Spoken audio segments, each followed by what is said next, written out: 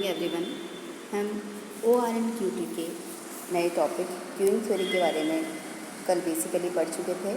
आज इसी चैप्टर के जो बेसिक कंपोनेंट्स है कि जब हम क्यूइंग प्रोसेस के बारे में जानना चाहेंगे तो उसके बेसिक कंपोनेंट्स क्या होते हैं, उसके बारे में हम आज ये लेक्चर लेने जा रहे हैं।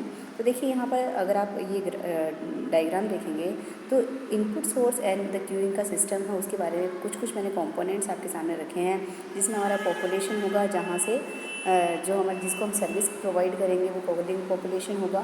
उसके बाद वो क्यू बनाएंगे, उसकी सर्विस मैकेनिज्म क्या होगी, उनका अराइवल प्रोसेस क्या होगा, क्यू का कॉन्फ़िगरेशन हम कैसे करेंगे, क्यू का डिसिप्लिन क्या होगा जब हम उसको सर्विस प्रोवाइड करेंगे तो डिसिप्लिन एंड सर्विस का प्रोसेस क्या होगा और अल्टीमेटली वो कैसे छोड़ता है, ये सारा का सारा कंपोनेंट्स ऑफ क्यू प्रोसेस होता है।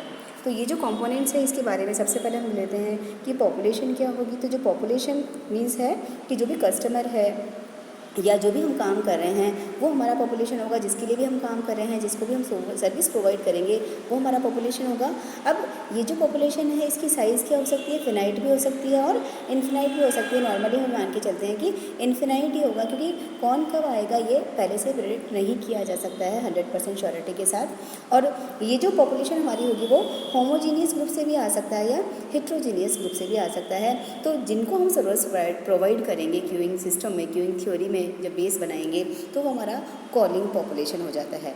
अब ये जो पॉपुलेशन है इसका अराइवल का प्रोसेस क्या होगा, किस तरीके से ये हमारे पास सर्विस के लिए आते हैं या इनका अराइवल का पैटर्न क्या होगा, ये भी हमें देखना होगा कि कैसे, कब और किस तरीके से जो कस्टमर आएंगे उनका सिस्टम क्या रहेगा, ताकि हम उसकी कैरेक्टरिस्टिक्स को डिफ़ाइन करके जो हमारा इंटर अराइवल टाइम है उसको डिफ़ाइन कर सकें और हम ये पता कर सकें कि जो भी हमारे पास कस्टमर आ रहे हैं उन कस्टमर को हम सर्विस किस तरह से प्रोवाइड करेंगे। तो नॉर्मली जो भी क्यूइंग थ्योरी का प्रोसेस हम डेवलप करते हैं उसमें ये एजम्पशन मान के चलते हैं कि सर्विस सेंटर पे जो कस्टमर्स आते हैं वो रैंडमली आएंगे और ये जो रैंडमली कस्टमर्स आते हैं वो उनके लिए हम क्या करेंगे, उनका जो प्रोबेबिलिटी डिस्ट्रीब्यूशन बनाएंगे वो पॉइसन डिस्ट्रीब्यूशन हम यहाँ पर बनाएंगे, राइट। तो ये बेसिकली जब हम प्रैक्टिकली करेंगे तो ये चीज़ वहाँ पर क्लियर होगा।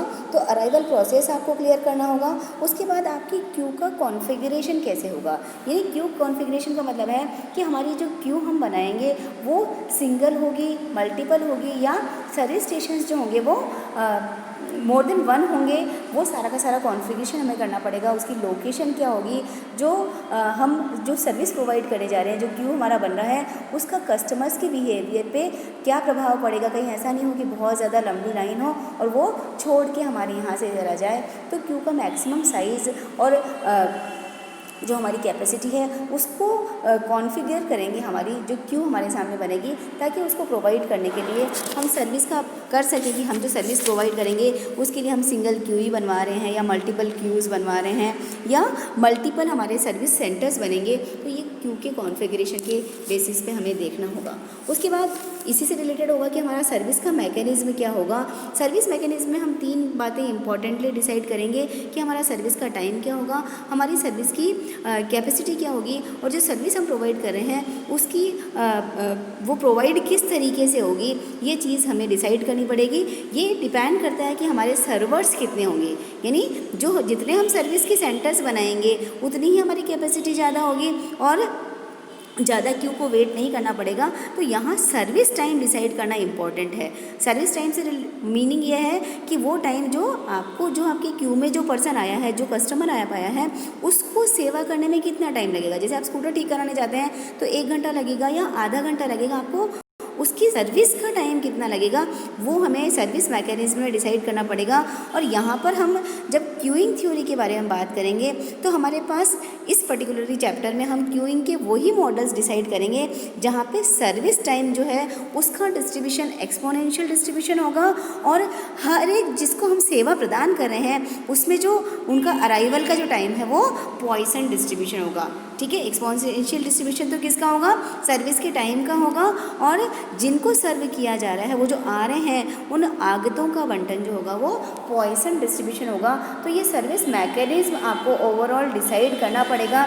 उसके बाद जो हमारा क्यू बनेगा उसका क्यू का डिसिप्लिन भी बहुत इंपॉर्टेंट है। डिसिप्लिन मतलब ये है कि जब हमारे यहाँ कस्टमर पहुँचता है तो क्या करना होता है, उसे थोड़ी देर वेट करना होता है। तो वेट करने के बाद अब उसको हम सर्विस किस तरह से प्रोवाइड करेंगे। आप जैसे कोस्टिंग में ये कुछ टर्मिनोलॉजी पढ़ के आते हो कि जो सबसे पहले आया उसको सबसे पहले सेवा दी जाएगी, यानी फर्स्ट इन फर्स्ट आउट, या जो सबसे लास्ट में आएगा उसको फर्स्ट देंगे, या हम सर्विस इन रैंडम ऑर्डर सीरो तरीके से देंगे, यानी कि कभी भी किसी को दे देंगे। नॉर्मली हम फीफो मेथड ही यूज़ करते हैं। तो क्यू का डिसिप्लिन भी आपको डिसाइड करना पड़ेगा कि किस तरीके से आप सेवा प्रदान करते हैं। और जैसे ही आप सेवा प्रदान करते हैं उसके बाद क्या होगा, कस्टमर जैसे ही संतुष्ट हो जाता है या उसका कार्य पूरा हो जाता है तो इसके बाद वो वहाँ से उस क्यू में से बाहर निकल जाएगा। तो output of the Q normally आपके सामने कोई प्रॉब्लम क्रिएट नहीं करेगा। तो अल्टीमेटली जो हमारा ओवरऑल होगा वो लास्ट में होगा कि आउटपुट, या जिसे हम कह दीजिए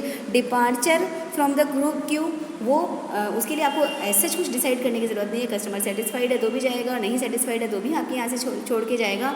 तो मेनली आपको जो बेसिक बातें डिसाइड करनी होती है वो क्यू का डिसिप्लिन है, क्यू का जो सर्विस मैकेनिज्म है, जो हमारा कस्टमर का अराइवल का जो पैटर्न है, पॉपुलेशन क्या है, कितने लोग हमारे यहाँ आएंगे, वो सारी की सारी बातें जब हम क्यू थ्योरी के बारे में प्रैक्टिकली करने जाएंगे तो ये बातें हमें इम्पॉर्टेंटली ध्यान रखनी पड़ेगी। यहाँ जो हमारी क्यूज़ बनेगी वो ऐसा भी बन सकती है कि सिंगल चैनल है और सिंगल ही आपकी क्यू सर्वर है। मतलब अगर आप क्या करें, सिंगल क्यू बना रहे हैं जिसमें कस्टमर्स की भी एक ही लाइन बनी है और उनका सिंगल सर्वर सिस्टम भी आपका यहाँ काम कर रहा है। आप मल्टीपल क्यूज़ बना सकते हैं, मल्टीपल सर्वर्स हो सकते हैं, या क्यू तो सिंगल है पर मल्टीपल सर्वर्स हो सकते हैं। इस तरीके से हम क्यू का सिस्टम भी वहाँ पे सबसे पहले डिज़ाइन करेंगे। और ये सारा का सारा बेसिकली सब बातें क्लियर करने के बाद उसके बाद इसकी कैरेक्टरिस्टिक्स को देखने के बाद हम देखेंगे कि प्रैक्टिकली क्यूइंग मॉडल से सॉल्यूशंस कैसे निकाले जाते हैं। Thank you so much.